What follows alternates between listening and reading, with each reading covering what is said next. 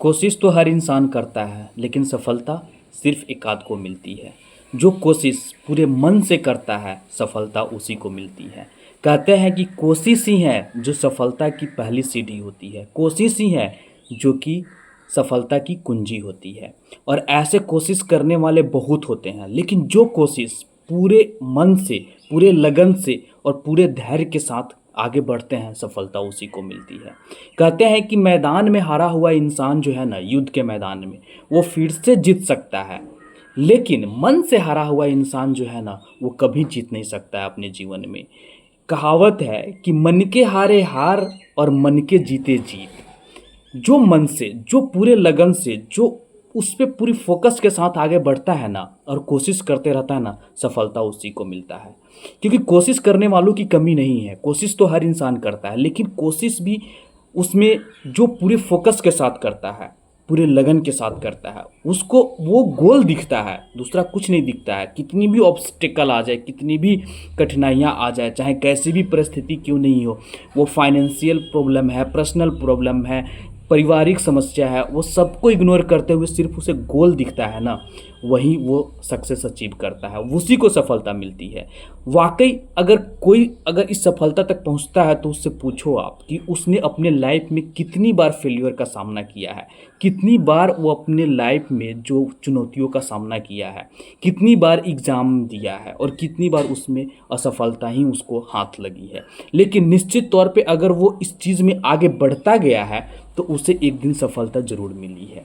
क्योंकि ये वाकई है, क्योंकि उसने जो सोचा है, जो उस चीज़ को पाने के लिए ना, वो पूरे तन मन से आगे बढ़ते रहता है और उसका फोकस वहीं रहता है।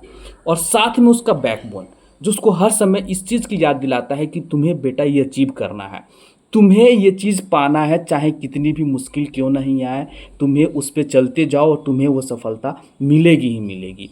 इस तरह से वो आदमी चलकर वहाँ तक पहुँचता है। तो तीन चीज़ें जो है ना, इस चीज़ में कामयाबी में जो सफलता हासिल होती है ना, उसमें बहुत बड़ी हाथ लगती है। वो चीज़ है आपकी कोशिश, जो 100% एकदम होनी चाहिए पूरे मन के साथ। ऐसा नहीं कि कोशिश हर बार जुनून में, जोश में आके कर रहे हैं और फिर 10 दिन या महीने भर के लिए गायब हो गए, हट गए उस चीज़ से, उस ट्रैक से हट गए, तो ऐसे कभी नहीं मिलेगा। दूसरा फोकस, फोकस इतनी ज़बरदस्त होनी चाहिए कि आपको दूसरी चीज़ पे आपको मन ही नहीं लगे, ध्यान ही नहीं जाए उस चीज़ पे कि आपको ये चीज़ भी करना है, ये चीज़ भी हो रहा है। नहीं, आपका जो गोल है ना, उस पर हमेशा फोकस होना चाहिए। और तीसरी है ना, टाइम और पेशेंस। ये बहुत ज़रूरी है। ये नहीं कि तुरंत घबरा गए, तुरंत ऐसी परिस्थितियाँ नहीं, उलझ गए, माइंड हो गया नेगेटिव चीज़ें आने लगी दिमाग में, नहीं। और धैर्य तो बहुत ज़रूरी है। बिना धैर्य का तो कोई भी चीज़ हासिल नहीं हो सकता है। क्योंकि जो ड्यूरेशन बनाया गया है ना किसी भी चीज़ के लिए, वो क्या उस कम समय में आप उसको हासिल कर सकते हो? नहीं। अगर पानी का उबलना इतना टाइम लेता है, तो वो इतना टाइम लेगा ही लेगा। उसके बाद तुम कहीं जा रहे हो तो उतना टाइम चाहिए, तो चाहिए ही चाहिए।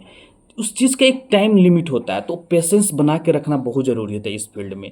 वो चीज़ अचीव करना है तो पेशेंस बनाओ, क्योंकि बहुत सारी परिस्थिति ऐसी आती है, बहुत सारे ऐसे चीज़ें आएंगे कि तुम घबरा जाओगे, निराश हो जाओगे, तुम्हें पीछे हटने पे मजबूर लगेगा कि नहीं अब नहीं हो सकता है। लेकिन नहीं, जो यहाँ पे अपने आप को सूझबूझ से, जो समय और धैर्य के साथ टिका रहता है, वहीं जाके उस सफलता तक पहुँच पाता है। तो जो कहावत है ना कि मन के हारे हार और मन के जीते जीत, वही इस चीज़ को हासिल करता है। कोई फर्स्ट अटेम्प्ट में हासिल कर लेता है, कोई 10 अटेम्प्ट में हासिल करता है, कोई 15 अटेम्प्ट लग जाता है उसको हासिल करने में, और कोई पूरे जीवन करते रहता है लेकिन उसको नहीं हो पाता है। तो ये सब चीज़ है उसके फोकस पे, उसकी पूरी तरह से डेडिकेशन पे, उसकी टाइम और पेशेंस पे डिपेंड करता है। और जो उस चीज़ को एनालाइज करते हुए आगे बढ़ता है, उस चीज़ पे डिपेंड करता है। तो अभी आपके पास समय है, उम्र है, आप इस चीज़ में अगर लगे हुए हैं तो हासिल करने के लिए कर सकते हैं बिल्कुल। क्योंकि हर इंसान चाहता है कि हम एक अलग मुकाम हासिल करें, हम एक अलग आइडेंटिटी बनाएं, अपनी एक अलग पहचान बने, हमारी एक सोसाइटी में अलग पहचान हो, हमें वो रिस्पेक्ट मिले जो अच्छे अच्छे को मिलता है। हमें लोग जो है उस नज़र से ना देखे जो कि नाकाम है, कुछ काबिल नहीं है, वो अपने जीवन में कुछ कर नहीं पाए, ये सब नहीं सुनना चाहता है। वो एक ये चाहता है कि हमें कोई भी, अगर हम 5 लोगों के बीच में बैठे या 10 लोगों के बीच में बैठे, तो थोड़ा सा अलग तरह से इंटेंशन हो हमारे प्रति, जो कि हाँ, ये बंदा जो है इतनी परिस्थिति से गुजरा और वाकई इसने ये चीज़ हासिल कर लिया। तो एक अलग तरह से अनुभव होता है, चाहे आप गांव से बिलोंग कर रहे हो या फिर शहर से बिलोंग कर रहे हो, डजंट मैटर कि आप कहाँ से हो, लेकिन आपने वो चीज़ हासिल करने की ठान ली है तो बेशक आप वो चीज़ हासिल करोगे। बैंकिंग में भी देखो, रेलवे में देखो, एसएससी में देखो, चाहे किसी भी कंपटीशन में देखो, गांव से भी लड़के क्वालिफाई कर रहे हैं और शहर से भी क्वालिफाई कर रहे हैं।